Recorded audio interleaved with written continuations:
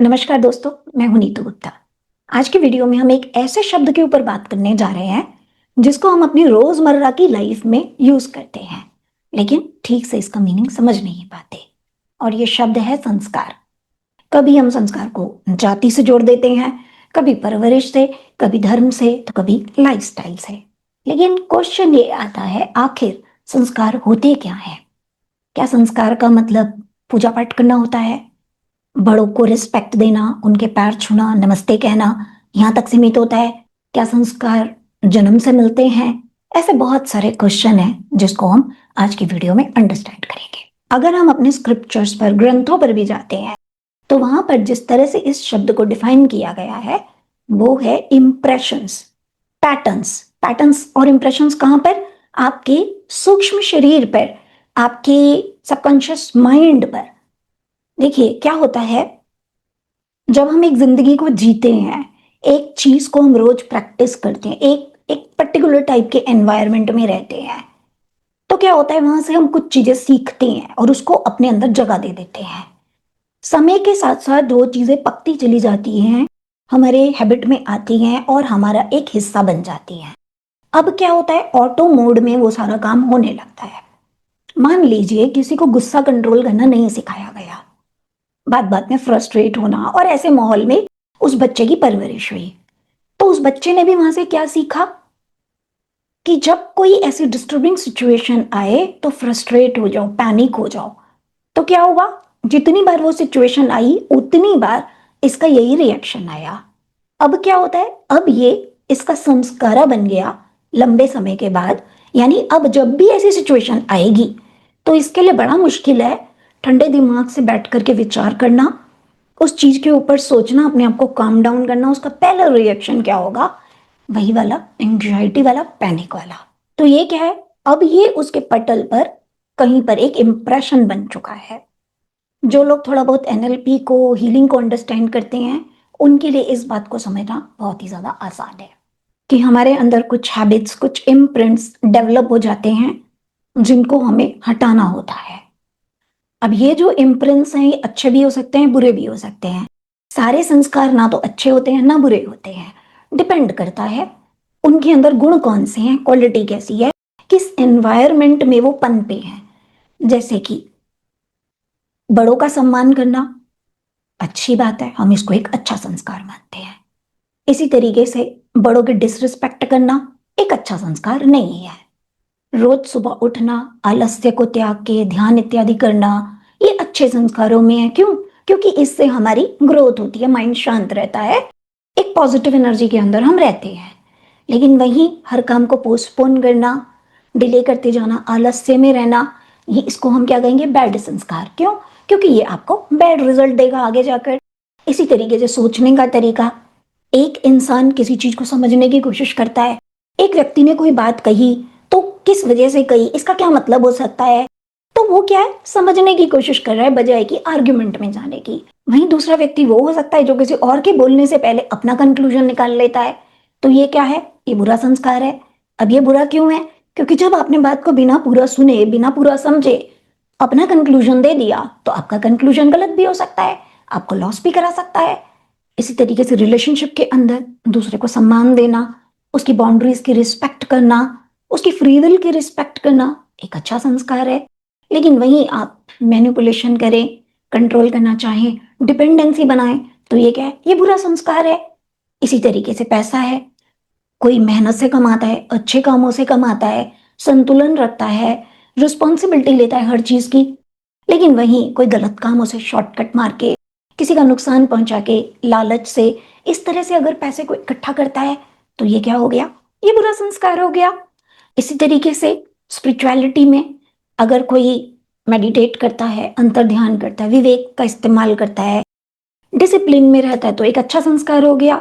लेकिन वहीं कोई जरा भी लॉजिक्स नहीं लगाता, अंधविश्वास के पीछे भागता है, अहंकार में रहता है, अपनी आइडेंटिटी को पकड़ कर बैठा है, तो ये क्या है? ये बुरा संस्कार हो गया। ऐसे बहुत सारे संस्कार होते हैं, बहुत सारी हैबिट, बहुत सारे इंप्रेशंस, बहुत सारे पैटर्न्स हम अपने अंदर डेवलप करते हैं। तो यहां से इतनी बात तो क्लियर हो गई संस्कार अच्छे भी हो सकते हैं, बुरे भी हो सकते हैं, डिपेंड करता है। ऑब्वियस सी बात है, जो बुरे रिजल्ट देगा, जो हितकारी नहीं है ना आपके लिए ना समाज के लिए, वो बुरा संस्कार है। जो अच्छे रिजल्ट देगा आपको भी दूसरों को भी, वो अच्छा संस्कार है। सिंपल सी डेफिनेशन है। अब यहाँ पर एक क्वेश्चन नेचुरली बनता है, अब किसी व्यक्ति ने अगर एक ऐसी फैमिली में जन्म ले लिया जहां पर ऑलरेडी अच्छे संस्कार नहीं थे और वही उसके अंदर आ गया, तो क्या अब उसके ऊपर पूरी लाइफ उसका ठप्पा लग जाएगा कि तुम्हारे तो संस्कार बुरे हैं? या इसको हम जातियों से जोड़ देंगे कि शूद्रों के तो संस्कार ही बुरे होते हैं, ब्राह्मणों के संस्कार अच्छे होते हैं? ऐसा नहीं होता। पहले तो ये समझिए, हम ना कहीं से टपके हुए नहीं है, पीछे से एक सफर करते हुए आए हैं। इससे पहले भी हमारे पूर्व जन्म रह चुके और आगे भी होंगे।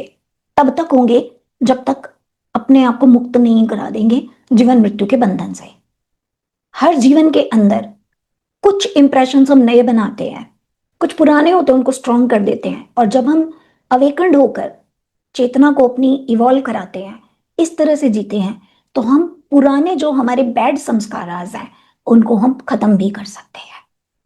तो यदि आपका जन्म किसी ऐसे परिवार में हुआ जहां पर ऑलरेडी कोई बहुत ज्यादा अच्छे संस्कार नहीं थे, तो इसका मतलब ये नहीं है आप सदा बुरे रहोगे। आपके पास हर पल में ये चॉइस है कि पहले आप रिकॉग्नाइज करो, हाँ ये संस्कार अच्छे नहीं है, ये मेरे अंदर नहीं होने चाहिए, फिर उसके बाद आप उसको खत्म कर सकते हो। अपने आप को बस बदलना होता है, थोड़ा समय लगता है, थोड़ी मेहनत लगती है, लेकिन हो जाता है। परमानेंट कुछ नहीं है, कोई भी व्यक्ति ना परमानेंट बुरे है ना परमानेंट अच्छा है।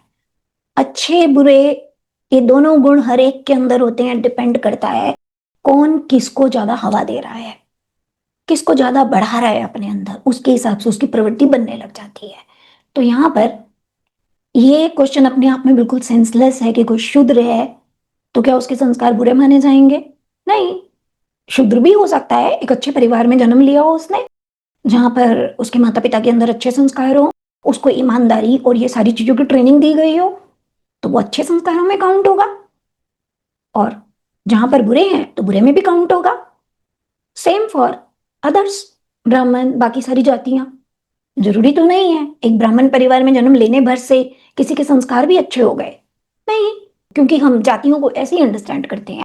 तो हमने उसके सरनेम से ये तो जान लिया कि ये ब्राह्मण है, लेकिन शायद उसके घर में वैसा माहौल ही ना हो, कपट का माहौल हो, धोखाधड़ी होती हो, इस तरीके के कामों में इंडल्ज हो कि किसी तरह से दूसरे को मूर्ख बना और उससे पैसा खींच लो, तो ये कोई अच्छे संस्कार तो नहीं है, तो बुरे संस्कार हो गए। कोई व्यक्ति अपने आप में अच्छा या बुरा नहीं होता, प्रकृति के गुण होते हैं, सत्व रजस तमस। आप किसको अपने अंदर कितनी जगह दे रहे हो, कितना पनप रहा है वो आपके अंदर, उसके हिसाब से ही आपके संस्कार बनते हैं। और जैसी प्रवृत्तियां हमारे अंदर हमने एक जन्म में पैदा की होती हैं, आपका जो दूसरा जन्म होता है वो 99.9% वैसे ही माहौल में होता है। मैं पास्ट लाइफ रिग्रेशन थेरेपिस्ट भी हूं, बहुतों को भी करा चुकी, अपनी भी जानती हूँ। तो मैं जानती हूँ किस तरीके से पुराने पैटर्न्स वापस से हमारे अंदर डेवलप होते हैं, वापस से वो सिचुएशन क्रिएट होती हैं, उसी टाइप की सिमिलर एनवायरनमेंट के अंदर हमारी परवरिश होती है। हम दोष दे सकते हैं किसी को भी, लेकिन सच्चाई ये होती है कि ऐसे परिवार हमको इसीलिए मिले होते हैं क्योंकि हमारे इस तरीके के पैटर्न्स रहे होते हैं। अब ये कोई दोष नहीं है, ये दोष नहीं है किसी का भी। हर इंसान एक सफर करते आया है, सबने कहीं कोई ना कोई गलती की है। हमारा काम क्या है, ईगो से हटकर अपने अंदर झांके, चाहे वो किसी भी जाति का हो, कोई बड़ा नहीं है, कोई छोटा नहीं है, कोई ऊंचा नहीं है, कोई नीचा। ये चीजें हमको समझने की जरूरत है। ये केवल कुछ गुण हैं। आप अपने अंदर सत्व को बढ़ाना शुरू कर दो, तमस अपने आप खत्म हो जाएगा। सारे दिन अगर आलस्य में कोई व्यक्ति रहता है, वो उस आलस्य को त्यागने का ठान ले, विल पावर को स्ट्रांग करे और लग जाए, नहीं मैं आलस्य को हटाऊंगा, चाहे जो भी है, नींद भी आ रही है तो भी उठूंगा, जो काम करने हैं वो करूंगा, तो कुछ समय बाद ये चेंज हो जाएगा। अब जब चेंज हो जाएगा तो आपको आपके पुराने उससे तो कोई नहीं पहचानेगा ना, जब आप भी बदल गए। तो आपकी पुरानी पहचान भी बदल गई। इसी तरीके से हर व्यक्ति अपने आप को बदल सकता है। ये भी पॉसिबल है, कोई पहले अच्छे संस्कार लेकर आया है लेकिन इस जीवन में कुछ अंदर दोष भी थे जिसकी वजह से बुराई की तरफ चला गया और वो अच्छाई खत्म कर दी उसने कहीं पर अपनी, तो अब उसके अंदर बुरे संस्कार भी डेवलप हो जाएंगे। तो अब सारी जिंदगी वो अच्छे संस्कार के लिए नहीं जाना जा सकता ना। जो व्यक्ति प्रेजेंट में जो है उसी से हम उसको पहचानते हैं। अतीत ठीक है, था किसी का, लेकिन उस अतीत को ठीक ही तो करने आए हैं दुनिया में। और क्यों आए हैं? लड़ने थोड़ी आए हैं एक दूसरे से। हर व्यक्ति यहां अपने ऊपर काम करने के लिए आया है। अपने आप को और बेहतर इंसान बनाओ। अगर आपने मेरी पहले की वीडियो देखी है जिसके अंदर मैंने जाति, वर्ण, कास्ट सबको बहुत डेप्थ में जाकर एक्सप्लेन किया है, तो आप इस बात को अब तक तो इतना समझ ही चुके होंगे। जाति से संस्कार नहीं आते। आप किस वर्ण के हो उससे संस्कार नहीं आते। आपके संस्कार कैसे हैं इससे आपका वर्ण डिसाइड होता है। और संस्कार को चेंज करना हर वक्त आपके हाथ में है। अब यहां पर बहुत से लोग ऑब्जेक्शंस करेंगे कि ये तो आप बोल रही हो, समाज तो नहीं बोलता ऐसा। तो देखिए, समाज को तो हम कोई 2 या 4 लोगों से तो मान नहीं सकते। अगर आप ये कहते हैं मेरे मानने की कोई अहमियत नहीं है, तो फिर उन 2 4 के कहने की भी अहमियत नहीं है।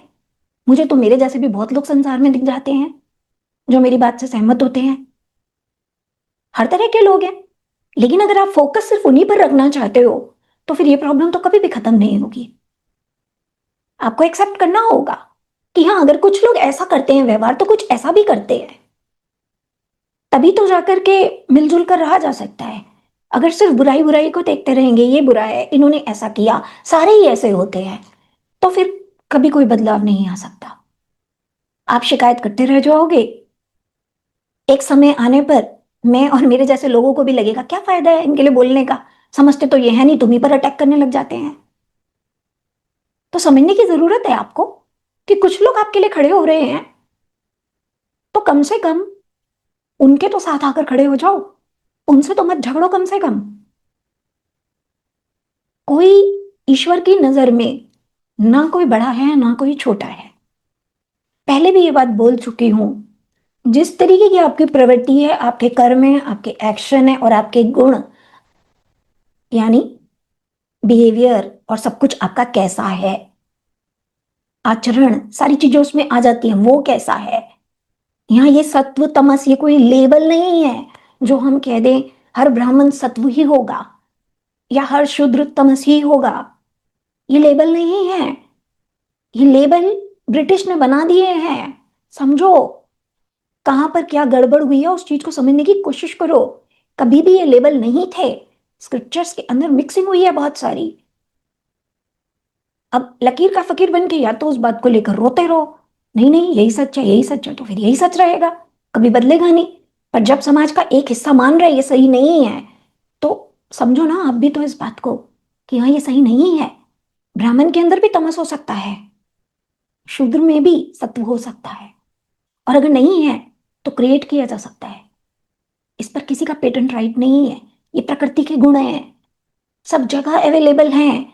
ईमानदारी होने पर किसी एक एक जाति का, एक कास्ट का, एक वर्ण का राइट नहीं है। एनीवन कैन बिकम ईमानदार। ईश्वर की पूजा करना, आराधना करना, अपनी चेतना का विकास करना, हायर कॉन्शियस से कनेक्ट होना, ये किसी एक वर्ण के लिए नहीं है, हर एक के लिए है। हर कोई कर सकता है। इच्छा शक्ति तो दिखाओ। इच्छा शक्ति तो आप ही का निर्णय है, ये कोई और नहीं लेगा और ना आपको कोई रोक सकता।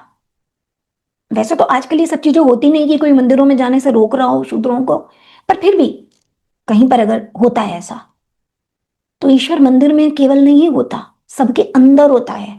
और वो अंदर वाला ईश्वर कभी आपको रोकता नहीं है। उसके अंदर कोई भेदभाव नहीं है आपको लेकर।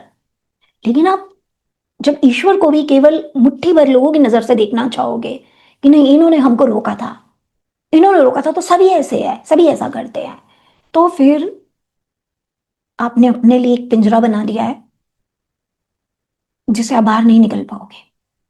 ना कोई रिजर्वेशन निकाल पाएगी, ना कुछ और निकाल पाएगा, क्योंकि ये तो माइंड में बना है।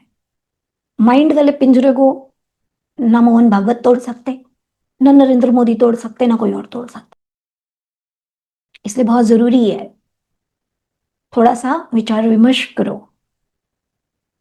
ये मत सोचो कि सब एक से होते हैं, या कोई भी व्यक्ति अगर किसी एक पक्ष के बारे में कुछ अच्छा बोल रहा है तो इसका मतलब वो तो बस उसी पक्ष के फेवर में है। ऐसा भी नहीं होता। हर चीज ब्लैक या व्हाइट तो नहीं होती ना। जिंदगी में बहुत सारे रंग होते हैं। किसी व्यक्ति में कुछ अच्छा हो सकता है, कुछ बुरा भी हो सकता है। लेकिन हम ये कैसे मान लें कि इसने ब्राह्मण के लिए बोल दिया तो अब तो ये तो ब्राह्मणों के ही फेवर में है, या इसने शूद्रों के लिए बोल दिया तो अब ये शूद्रों के ही फेवर में है? क्या बीच का कोई रास्ता नहीं होता? क्या व्यक्ति ऐसा नहीं हो सकता कि वो ब्राह्मण की जो अच्छी बात है उसकी तारीफ करे, जो नहीं है उसकी ना करे? सेम फॉर शूद्र। जो शूद्र के अंदर अच्छी बात है उसकी तारीफ करे, जो नहीं है उसकी बुराई भी करे। जिंदगी तो ऐसे ही चलती है ना। ऐसे थोड़ी होता है या तो मेरी पार्टी में आ जाओ या चले जाओ, बीच का कोई रास्ता ही नहीं है तुम्हारे लिए। इस तरह से पिंजरा बनता है। इसमें ना समाज का उद्धार होता, ना किसी व्यक्ति का उद्धार होता। तो ये वीडियो बस मैंने एक क्लैरिटी देने के लिए बनाई, क्योंकि बहुत सारे ऐसे कमेंट्स देख देख कर मुझे लगा कि अगर इस समस्या को खत्म करना है तो पहले इन कॉन्सेप्ट्स को क्लियर करना पड़ेगा। नहीं तो होगा कि हम मैं तो एक अलग लेवल पर जाकर बोलते जाऊंगी, सामने वाला समझना ही नहीं चाहेगा बोल क्या रहे हो। जैसे ही संस्कार वर्ड यूज होगा उसको तो लगेगा अरे ये ब्राह्मण पता नहीं अपने आप को क्या समझते हैं, ये ऊंची जात वाले हैं ना तो इनके अंदर संस्कार होंगे और हमारे अंदर तो है ही नहीं। इसका मतलब पिक्चर वैसी नहीं है जैसी आप देख रहे हैं, पिक्चर अलग है। और रिक्वेस्ट करूंगी, उल्टे सीधे कमेंट करने से पहले प्लीज जरा वीडियो को 2-4 बार अच्छे से देखिए, समझने की कोशिश कीजिए क्या बताया गया है, तब कमेंट कीजिए। नमस्कार, जय श्री कृष्ण।